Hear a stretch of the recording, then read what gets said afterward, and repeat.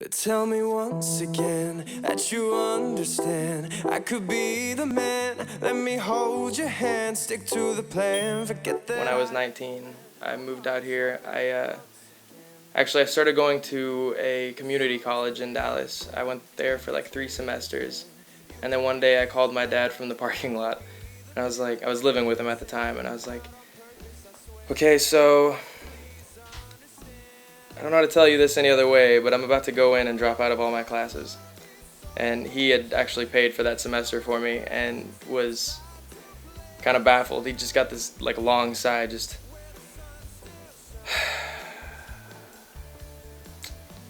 it's pretty disappointing. And he's always been very like pro college, pro get a like learn something that you can go do something with afterward, and I just don't have it in me. I'd go every day, and I actually really like some of the topics. Like I loved speech, and I loved history and things like that, and English I've always really had a good time with, but I just didn't have a plan after college, and the only thing I really wanted to do was music, and you can get a college degree in commercial music that you can pretty much take to nothing.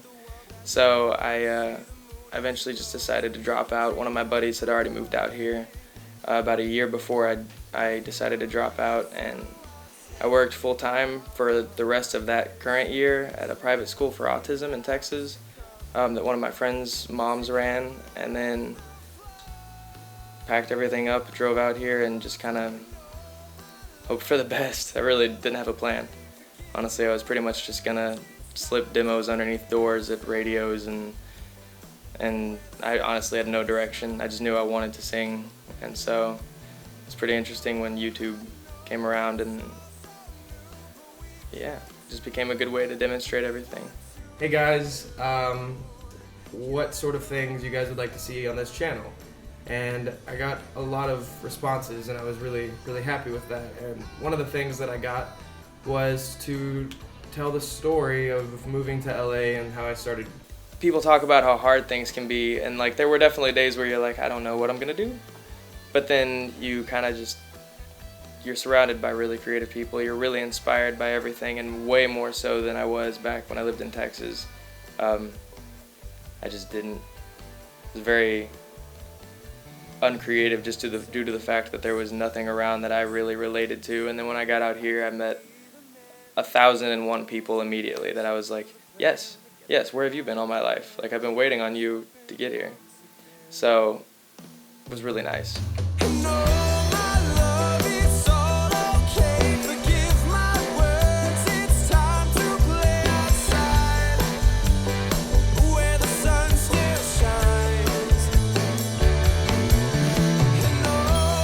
I still don't really understand it.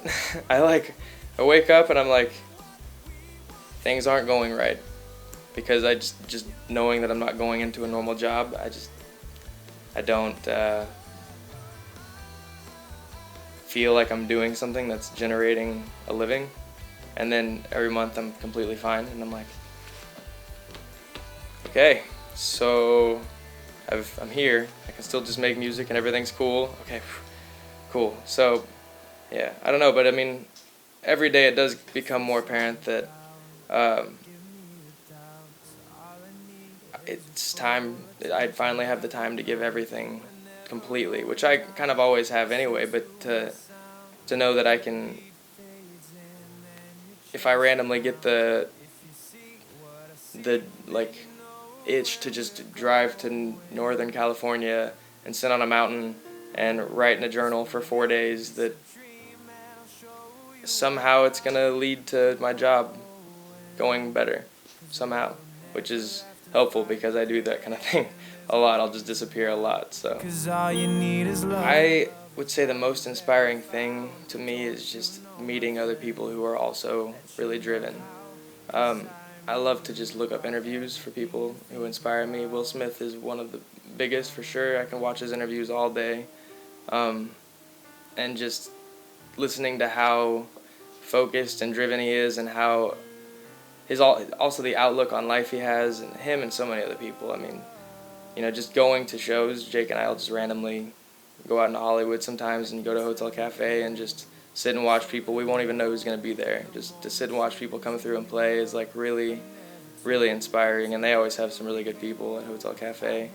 Um, Also, just going out into the world. I love traveling a lot, a lot. I got the chance to go on tour with Julia Shear at the end of last year, and just getting to see so many people, and like people who knew who I was also, and the effect that my music has had on them is the biggest inspiration I think that I've ever felt. And it sounds really cheesy to say, but it's like you meet them and they're like, this song does this for me, and it really means a lot to me that you did that. And just that feeling of like knowing that you're connecting with people and you're helping them out and whatever they're going through in life is like reminds me why I would rather be completely homeless with a guitar than rich and like no way to make music. God given, I swear there's so much waiting for you.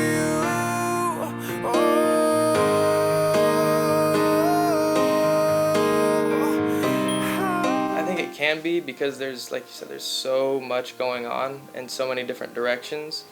I think the most often I catch myself like, okay, how can I find more subscribers? How can I do this? And the most successful thing I've kind of found to do is just to, rather than trying to bring subscribers to your channel, which you never really want to let go of that motivation, but at the same time, like the best thing you can really do is just learn about yourself and who you are and what kind of artist you are.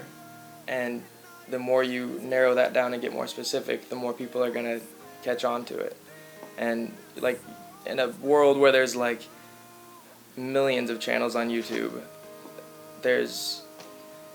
you're going to run into a bunch of people because that's where all the traffic is. And as long as you're walking through Times Square singing a song, even if everybody else is singing a song, there's going to be people that walk around that like your song and want to follow it. And you know, the awesome thing is you can subscribe to as many channels as you want, so you can really feed yourself whatever you want. I know as far as YouTube goes, for anybody who is wanting to create, just don't be afraid to, you know, don't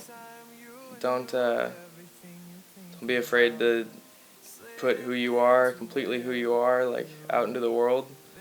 There's always going to be negative comments and no reason to focus on them. Just if you can demonstrate what you want to demonstrate, do it. So much waiting for you.